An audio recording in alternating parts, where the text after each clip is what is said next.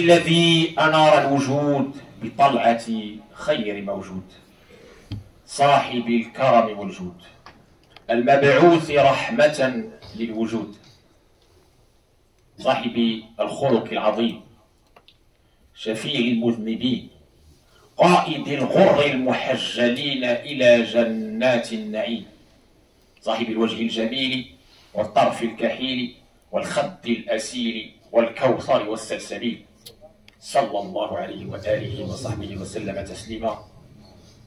أحبابنا، أحباب رسول الله صلى الله عليه وسلم، يقول عز من قائل بعد أعوذ بالله من الشيطان الرجيم: قل إن كنتم تحبون الله فاتبعوني يحببكم الله ويغفر لكم ذنوبكم. ويقول كذلك: لقد كان لكم في رسول الله أسوة حسنة لمن كان يرجو الله واليوم الآخر وذكر الله كثيرا. Mes chers frères, mes chères sœurs, Allah Tabaraka wa Ta'ala dans le Coran nous incite, nous ordonne à suivre son bien-aimé, le dernier messager sallallahu alayhi wa sallam. Il nous dit, dis-leur, ô Muhammad, si vous aimez réellement Allah, alors suivez-moi. Allah vous aimera et vous pardonnera vos péchés. Et dans un autre verset, vous avez dans le messager d'Allah un excellent modèle pour celui qui aspire à Allah au jour dernier et qui invoque Allah abondamment.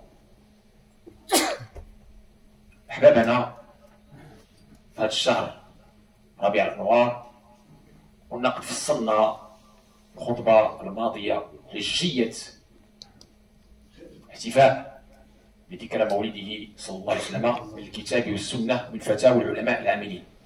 واليوم نستنشق وإياكم نفحات من الجمال المحمدي، من أخلاق رسول الله صلى الله عليه وسلم، لنتعرف على هذا النبي صاحب الخلق العظيم كي نهتدي بهديه ونقتدي، لأن من جهل شيئا عداه، ولا بغينا نحبوا الرسول صلى الله عليه وسلم ونتبعوه خصنا نعرفوه. Mes chers frères, mes chères sœurs, la semaine dernière, le prêche dernier, j'avais détaillé les dalils, c'est-à-dire les arguments précis du Coran et de la Sunna sur non seulement la légitimité, mais l'importance de célébrer l'anniversaire, la naissance du dernier messager, sallallahu alayhi wa sallam, Coran et Sunna authentiques à l'appui, et puis aussi Fatawa, les arguments des ulama, parce qu'on ne peut pas prononcer des fatwas tout seul, sinon on serait en train de mentir à Allah et à son prophète, sallallahu alayhi wa sallam. Les savants, les ulama et les amili, qui sont les héritiers des prophètes, et je vous ai donné quelques exemples, comme Husn al-Maqsid fi Amal al-Mawlid de l'imam Jalaluddin Suyuti, j'ai cité Imam Nawawi, j'ai cité même Ibn Kathir, etc. Bon. Aujourd'hui, on va, comme je vous l'ai promis, entamer la série que j'ai appelée la beauté muhammadienne, avec à chaque fois une valeur, parmi les valeurs de Sidna Muhammad sallallahu alayhi wa sallam.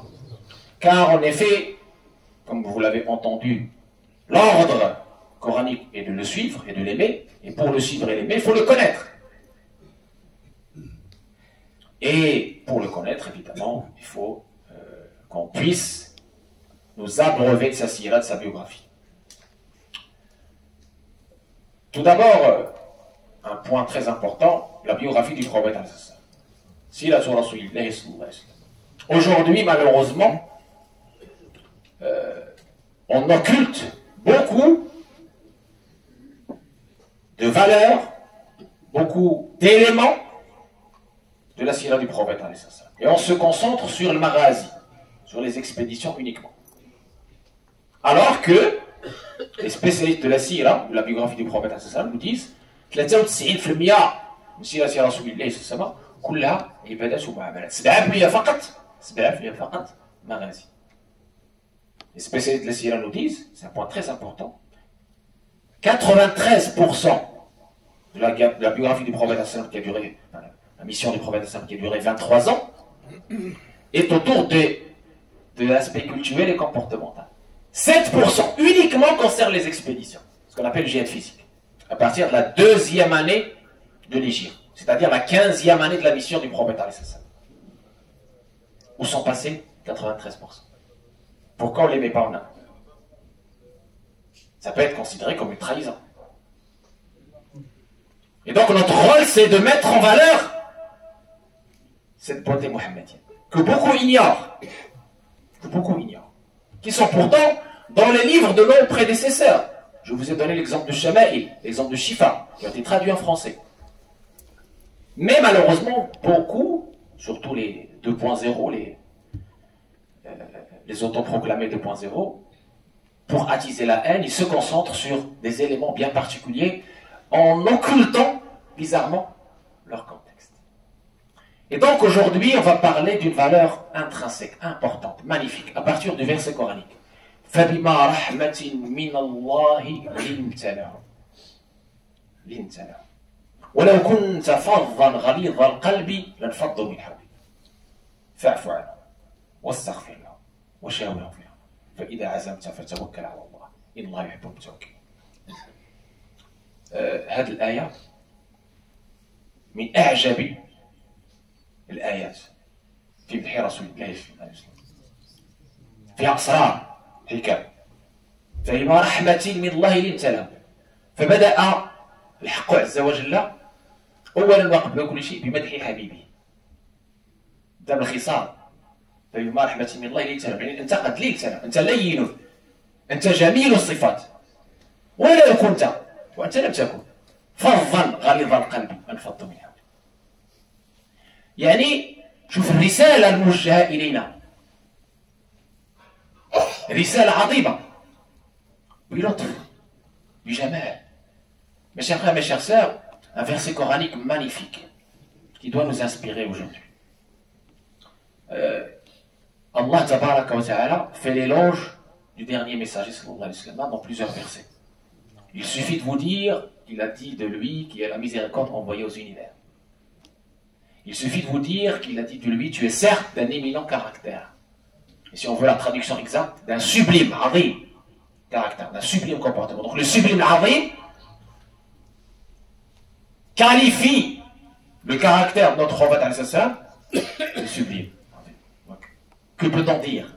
دع دعته النصارى في نبيهم واحكم بما شئت مدحا فيه واحتكمي فإن فضل رسول الله ليس له حد فيعرب عنه ناطق بفم وعلى تفنن واصفين لحسنه يفنى الزمان وفيه ما لم يوصف صلى الله عليه وآله وسلم. Donc ce verset-là que je citais en arabe, Allah nous dit, ce n'est que par une grâce, par une miséricorde d'Allah que tu te montras doux envers eux. Il a commencé par l'éloge de sa douceur, de sa bienveillance, de sa beauté, de sa magnanimité.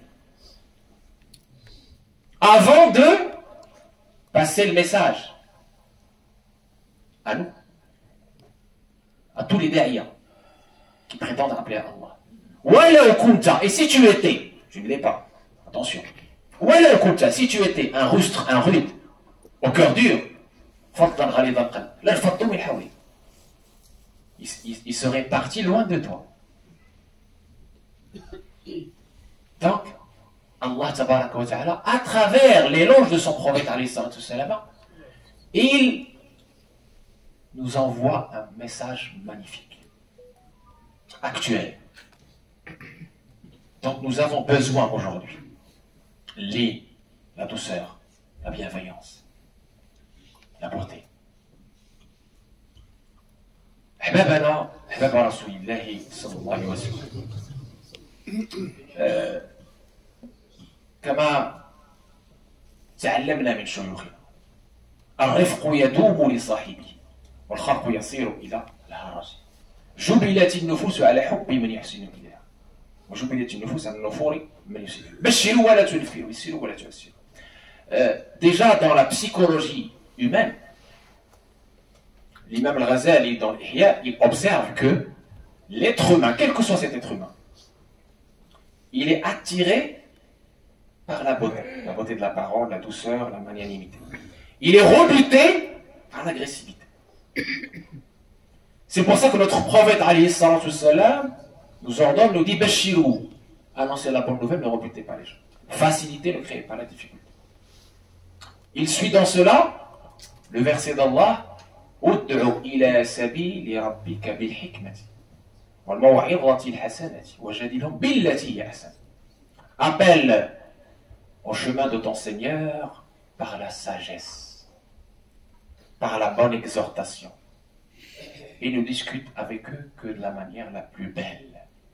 C'est l'ordre divin à son prophète sallallahu et à travers lui à nous tous. Et donc, avant de vous donner des exemples précis de la valeur de la magnanimité dans la vie du prophète avec sa famille, avec ses voisins, même avec ses pires ennemis, j'aimerais juste répondre à une choubha, à une confusion. Certaines personnes m'ont dit, oui, mais c'était le prophète. Il est infaillible, Allah lui a pardonné, il est... Ne te cache pas derrière ton doigt, mon petit frère. Non. Ne trouve pas de prétexte. Quand Allah t'ordonne de le suivre, c'est que tu es capable de le suivre. Allah ne t'ordonne pas quelque chose qui est impossible. Non, jamais. Allah tabaraka wa ta'ala la ya'muruna bima la nutiq. Wa idha arada Allah tabaraka wa ta'ala bal amara bittiba'i rasulihi sallallahu alayhi wa sallam bittiba'i hadihi باتباع اخلاقه فذلك بطبيعه الحال في استطاعتنا في مقدورنا بل من واجبنا. C'est très important cette petite nuance parce que beaucoup vont te dire oui mais tout ce que va dire Cheikh voilà c'est bon c'est pour voilà c'est pour avoir passer des bons moments ou avoir une idée un peu utopique de ce qu'on doit être. Non.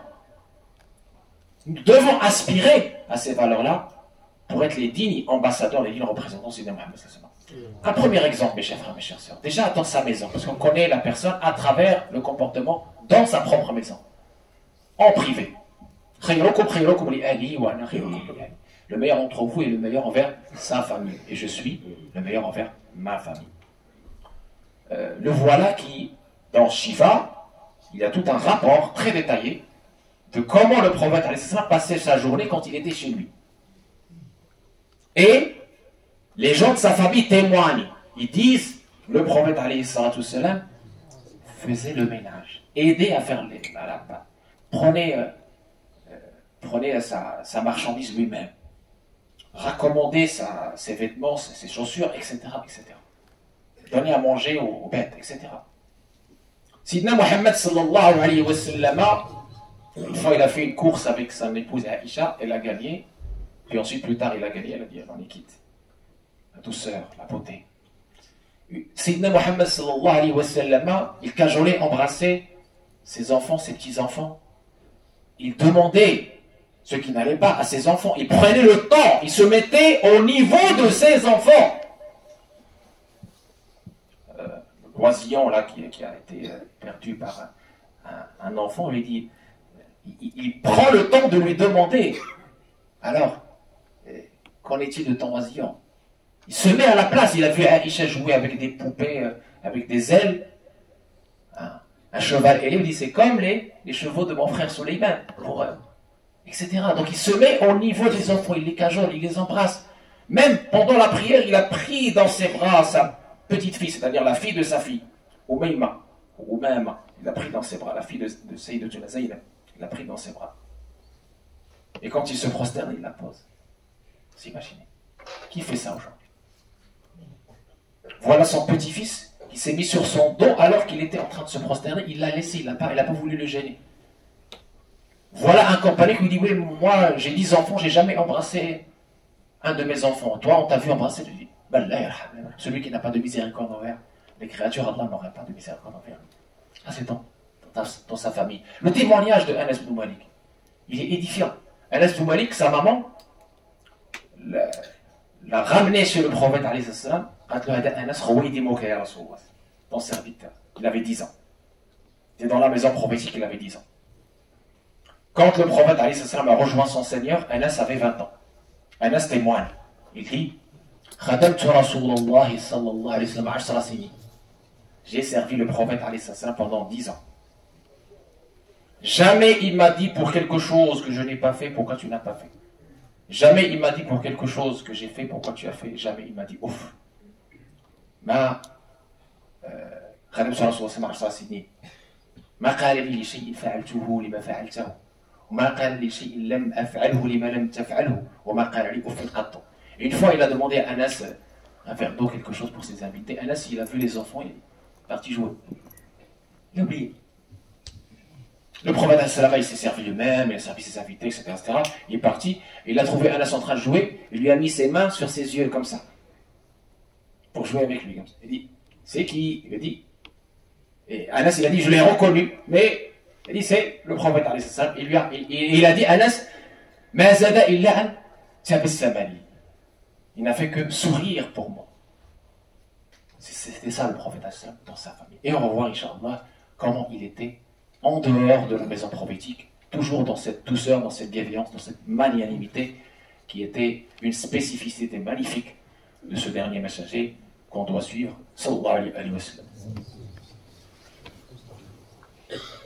الحمد لله رب العالمين والصلاة والسلام على النبي الأمين صاحب الخلق العظيم ورحمة المهتدين للعالمين وعلى آله وصحبه أجمعين.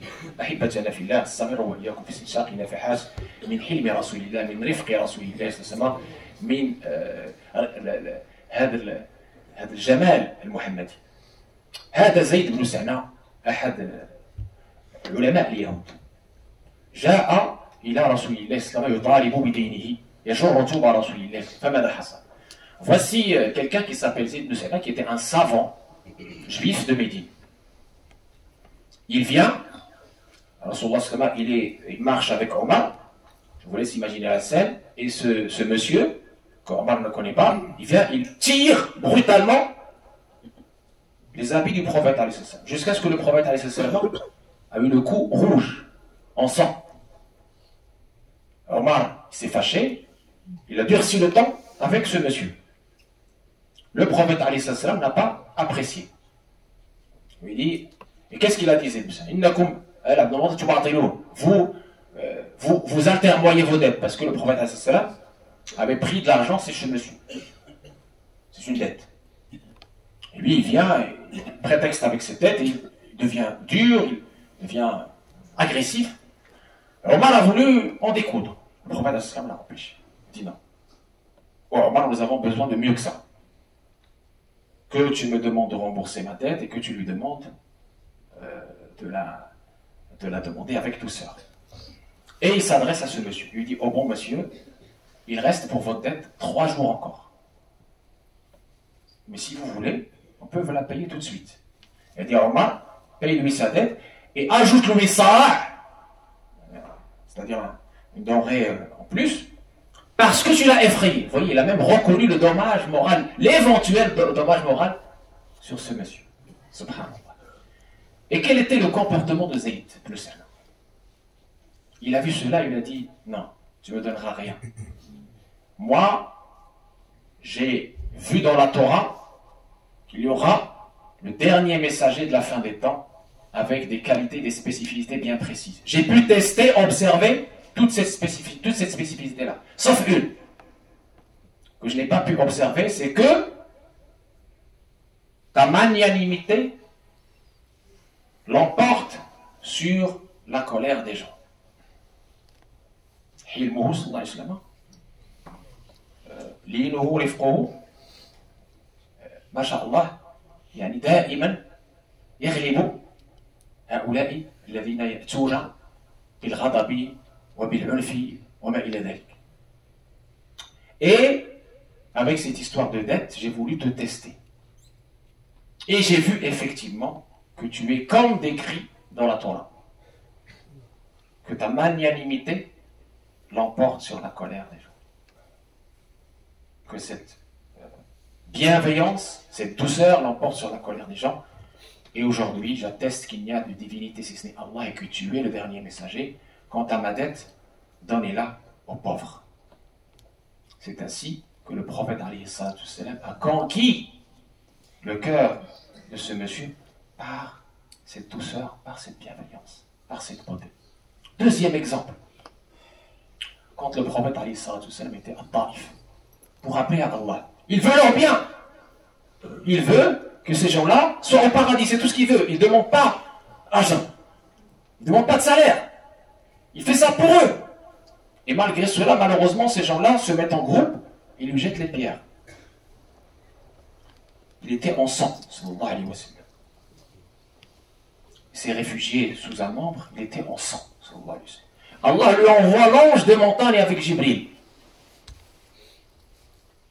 L'ange des montagnes lui fait une proposition. Il lui dit, moi je suis sous tes ordres. Allah me demande d'être sous tes ordres.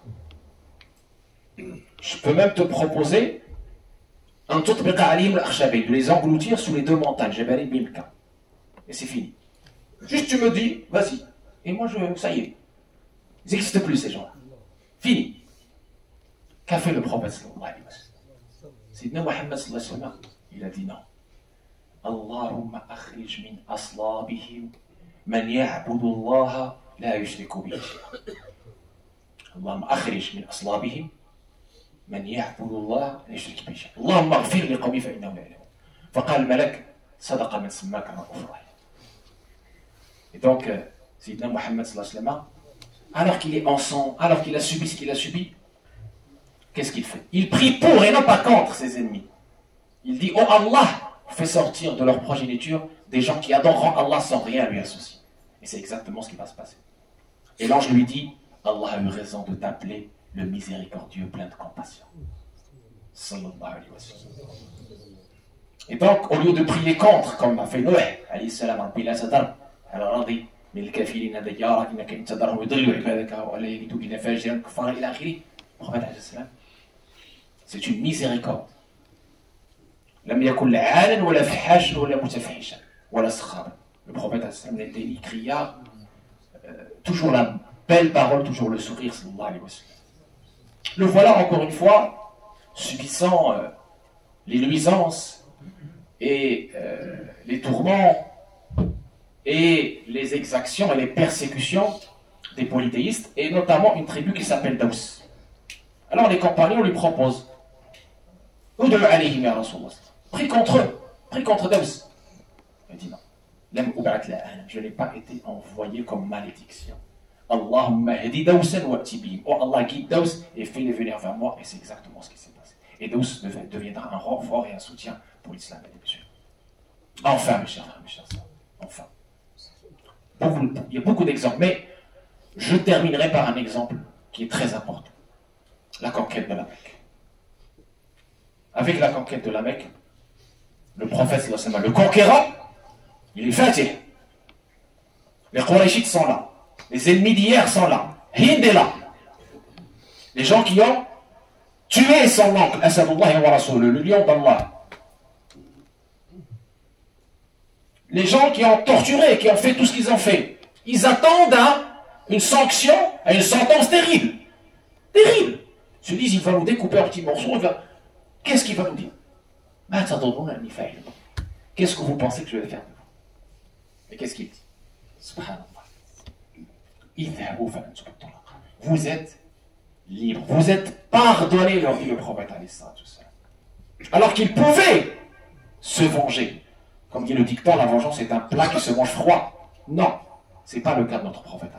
Il a conquis les cœurs par cette beauté, par cette magnanimité, par ce pardon généralisé, par cette bienveillance. Hind nous rapporte, elle dit, j'étais dans la Mecque, il n'y avait pas dans mon cœur plus détestable que ce Mohammed. Quand il a dit ce qu'il a dit, quand je l'ai vu, je suis sorti de la Mecque, je suis sorti de chez lui. Il n'y avait pas plus aimé dans mon cœur que le prophète. Je pouvais donner ma vie pour lui. Vous voyez comment il a transformé les cœurs conformément au verset d'Allah. Idfa billati hiya ahsan fa idha alladhi baynaka wa baynahu adawatun ka'annahu waliyyun hamim wa ma yulqaha illa alladhina sabaru wa yulqaha illa dharratin adhim. Réponds au mal parce qu'il y a de plus beau. Alors, celui qui a envers toi une animosité se transformera, deviendra tel l'ami intime. C'est ça l'alchimie de l'amour, mes chers frères, mes chères sœurs. Qu'a réussi le prophète. Et donc, je termine avec ça, puisqu'on a commencé avec le verset. Et on a terminé par le verset.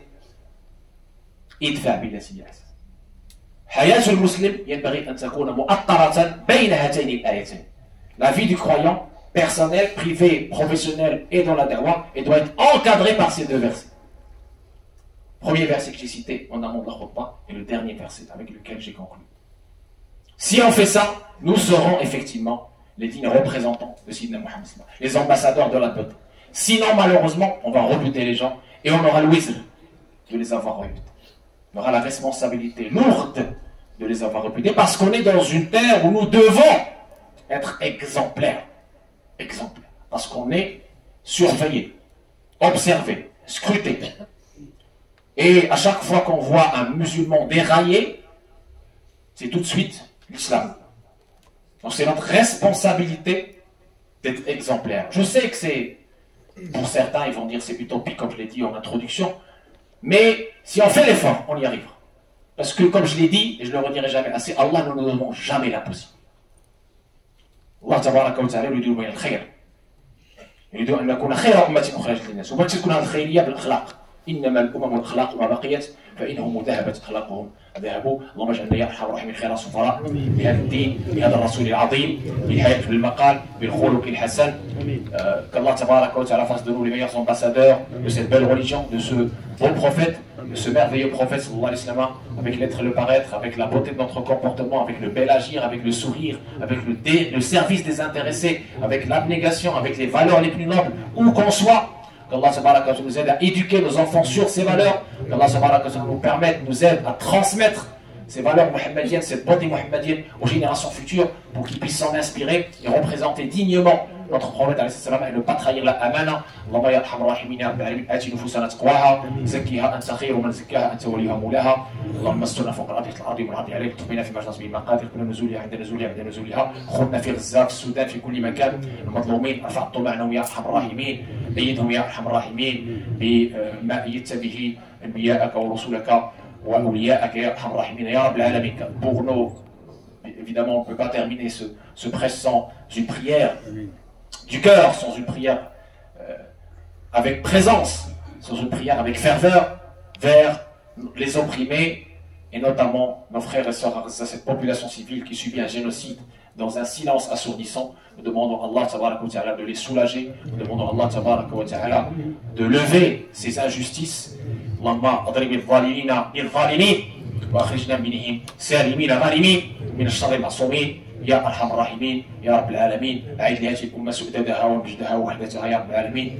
حفظنا من الفتن ما ظهر منهم بطن. qu'Allah tabaraka wa ta'ala apaise les tensions, qu'Allah tabaraka wa ta'ala ramène la paix dans ce monde et que nous les musulmans nous soyons toujours un vecteur de paix, un vecteur de miséricorde sur les pas de celui qui a été la miséricorde envoyée aux univers. هذا كثير من الصلاة والتسليم على مكثرة الصلاة والسلام عليه تحت القضاء وتنال منازل الأبرار وترفع الدرجات وتستجاب الدعوات. إن الله وملائكته يصلون على النبي يا أيها الذين آمنوا صلوا عليه وسلموا تسليما. اللهم صل على سيدنا محمد وعلى آل سيدنا محمد كما صليت على سيدنا إبراهيم وعلى آل سيدنا إبراهيم وبارك على سيدنا محمد وعلى آل سيدنا محمد كما باركت على سيدنا إبراهيم وعلى آل سيدنا إبراهيم في العالمين إنك حميد مجيد. صلاة تنجينا بها من جميع الأهوال والآفات وترفعنا بها إلى الدرجات وتطهرنا بها من جميع السيئات وتقضي لنا بها جميع الحاجات وتبلغنا بها أقصى الغايات من جميع الخيرات في الحياة وبعد الممات. آمين والحمد لله رب العالمين. قوموا إلى صلاتكم.